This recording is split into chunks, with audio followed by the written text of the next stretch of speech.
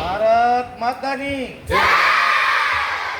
આ મારી ઝઘડાની જગદંબાઓની વિશે રમઝાનભાઈ કીધું કે મુજાતા નહીં, પણ એને અત્યારે જે રાણીની લક્ષ્મીબાઈ જેવી આ એમની શિક્ષિકાઓ વેદોએ એને તૈયાર કરી હોય એ મારી જગદંબાઓ બોજાય નહીં અને એ એટલી બધી આગળ વધે કે સુમિતા વિલિયમની હારે એની સીટ હોય એવી ભગવાનને પ્રાર્થના કરું છું.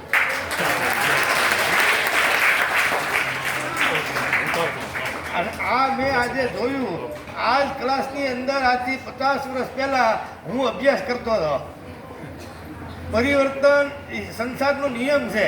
આજે હું માયક લઈને ઊભો છું, 50 વર્ષ પહેલાં હું આ રીતે અહીંયા અભ્યાસ કરતો હતો.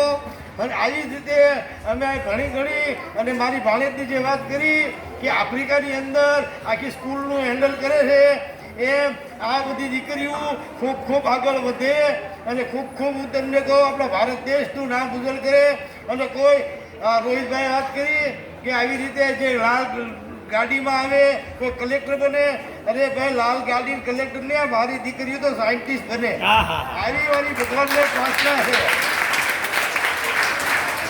આટલી સ્કૂલની અંદર એટલું શિક્ષણ પ્રાપ્ત કરે છે અને અમે એવી કોશિશ કરશું કે હવે આ દીકરીઓના હાથમાં આવતા વર્ષે દરેક દીકરીના હાથમાં લેપટોપ હોય અને લેપટોપની અંદર મારી દીકરીઓ અભ્યાસ કરતી હોય. આ પ્રાર્થના ભગવાન પૂરી કરે.